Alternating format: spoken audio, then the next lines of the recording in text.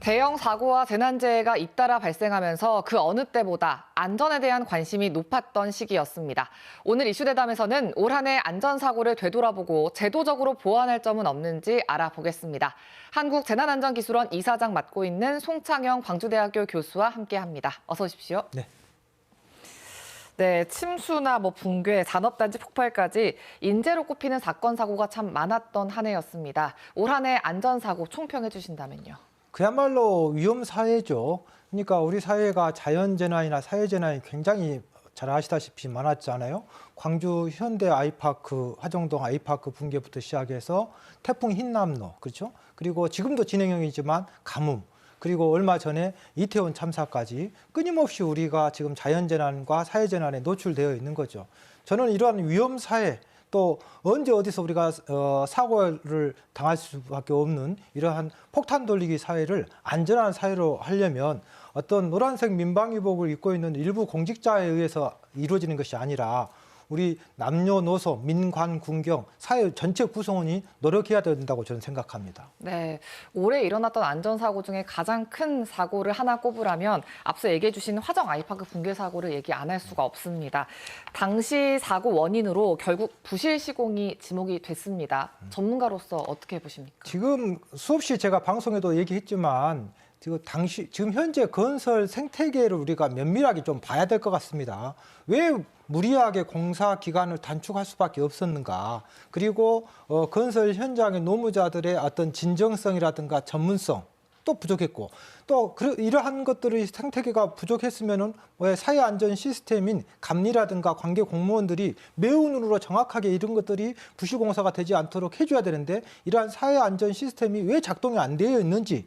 그리고 지금 실제로 건설 현장에서 가장 큰 문제가 외국인 근로자 문제가 사실은 지금 현실이거든요. 네. 특히 일부 공정 같은 경우는 거의 90% 넘는 그 근로자가 다 외국인입니다. 그러면 현행 법과 매뉴얼에 이런 외국인들을 어떻게 구성원으로 해서 관련 커뮤니케이션이라든가 전문성을 고도화할 것인가, 이런 것들이 좀 충분히 고민이 됐어야 되는데 이런 것들이 잘 안 되고 있었던 것이 이번 참사를 불러일으켰고요.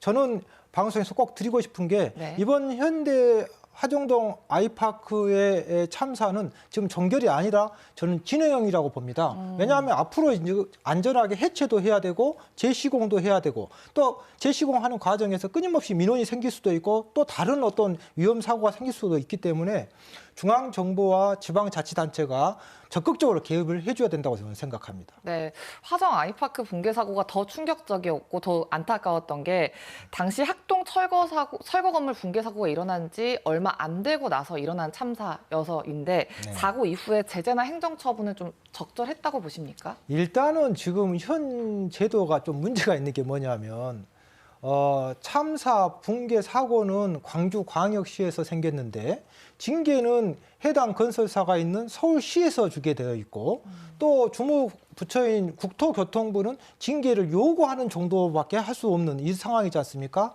추후에 이런 것들은 조금 제도를 뭔가 개선을 해야 될 것 같고요. 좀 다행인 것은 현재 어찌됐건 중앙정부나 지자체, 서구청에서 노력을 해가지고 서구청장님이 아마 국토부 장관님 쫓아가가지고 많이 노력하신 것 같은데, 그래서 지금 건설사와 입주 예정자들이 원만하게, 물론 좀 다소 아쉬운 점은 없지 않아 있겠지만 어느 정도 민원이 해결되어서 지금 진행되고 있다는 것은 굉장히 고무적으로 보고 있습니다. 학동 철거 건물 붕괴 사건이나 화정 아이파크 붕괴 사건 이후에 지역의 후속 조치, 행정력은 어떻게 평가하십니까?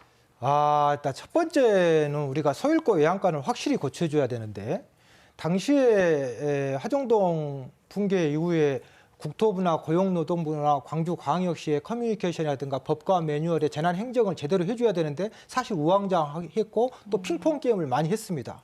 그리고 또 지자체인 광주광역시와 서구청 간에도 마찬가지로 서로 네 거냐 내 거냐 싸우기도 하고 했단 말입니다. 그러면 이러한 실패 사례를 우리가 정확하게 분석을 해서 사고 백서 같은 거에다가 남겨가지고 후배 공무원들, 후소들이 너희들은 이런 실패를 하지 말아라라고 뭔가 어떤 귀감이 되어줘야 되는데 이런 것들이 조금 부족한 것 같고요.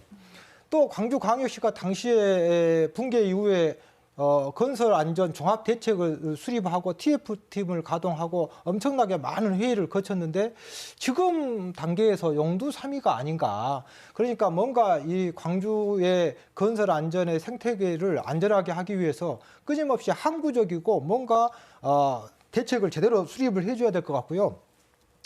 저는 이 우리나라에 재밌는 게 건설 회사가 외국에 가면은 세계 초고층 건물을 짓고 또 엄청나게 대형 플랜트 공사를 하고 또 도로를 교량을 수주하고 있지 않습니까? 세계적인 우리 건설 회사가 국내만 오면은 부실 공사가 되고 하자를 만드는 것은 뭔가 이 사회 안전 시스템에 문제가 있는 것이 아닌가 우리가 한 번쯤 챙겨봐야 될 것 같습니다. 그렇다면 교수님이 보시기에 앞으로 이런 인재나 참사가 반복되지 않으려면 구조적으로나 제도적으로 어떤 점들이 좀 보완돼야 될 걸로 보십니까?